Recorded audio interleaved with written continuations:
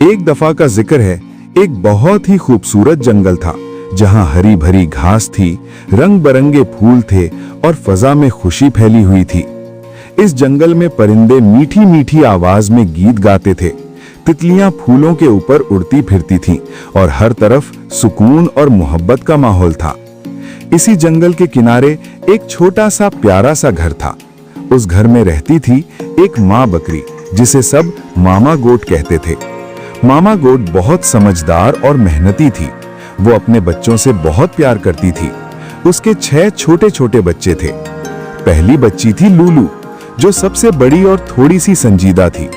दूसरी थी मिमी, जो बहुत प्यारी और नरम दिल थी। तीसरा था टोटो, जो हमेशा शरारत करता रहता था। चौथा था बोबो, जो हर वक्त हंसता रहता था।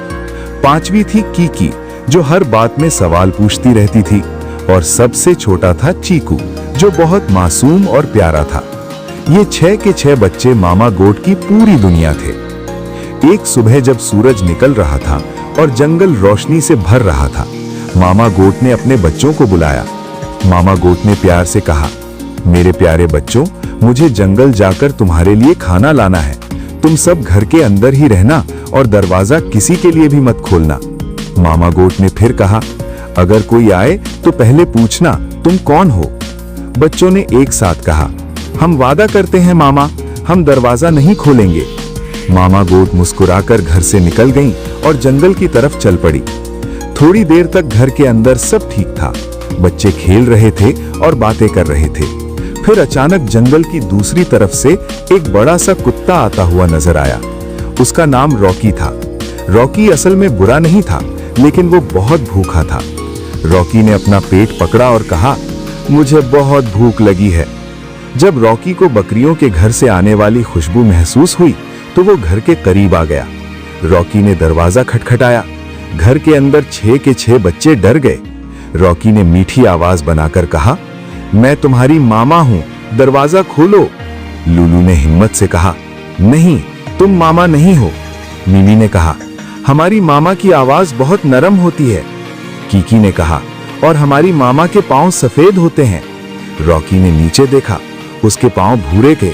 रॉकी को समझ आ गया कि उसकी चाल काम नहीं कर रही। वो उदास होकर वहां से चला गया। रॉकी जंगल में एक दरख्त के नीचे बैठ गया। उसका सर झुका हुआ था। रॉकी ने कहा, मैं गलत कर रहा हूं, भूख के लिए झूठ बोलना ठीक नहीं। इतने में वहां एक समझदार तोता आया। तोते ने कहा, रॉकी, अगर तुम अच्छा बनोगे और सच बोलोगे तो दुनिया तुम्हारी मदद करेगी। रॉकी ने कहा, मैं वादा करता हूं, मैं अच्छा बनूंगा। कुछ देर बाद मामा गोट वापस घर आ गई। बच्चे बहुत खुश हो गए और मामा से लिपट गए। तभी रॉकी आहिस्ता आहिस्ता आगे आया। रॉकी ने कहा, मुझे माफ कर दो, मैं भूखा था और मुझसे गलती हो गई। मामा गोट ने प्यार से कहा, गलती हर कोई करता है, लेकिन गलती मान लेना बहुत अच्छी बात होती है। मामा गोट ने अपने बच्चों से कहा, हमें रहम और माफी सीखनी चाहिए। चीकू ने मासूम आवाज में कहा, क्या हम रॉकी के दोस्त बन सकते हैं? सब मुस्कुरा दिए। रॉकी की आंखों में आंसू आ गए और उसने कहा, मैं वादा करता हूं, मैं हमेशा तुम्हारी हिफाजत करूंगा। उस दिन के बाद रॉकी सिर्फ एक कुत्ता नहीं रहा, बल्कि बकरियों का सच्चा दोस्त बन गया। वो उनके साथ खेलता, उनकी रखवाली करता और उनका ख्याल रखता। जंगल एक बार फिर खुशियों से भर गया। इस कहानी से हमें ये सबक मिलता है कि हमेशा सच बोलना चाहिए, अजनबी पर फौरन भरोसा नहीं करना चाहिए और माफी और दोस्ती जिंदगी को खूबसूरत बना देती है।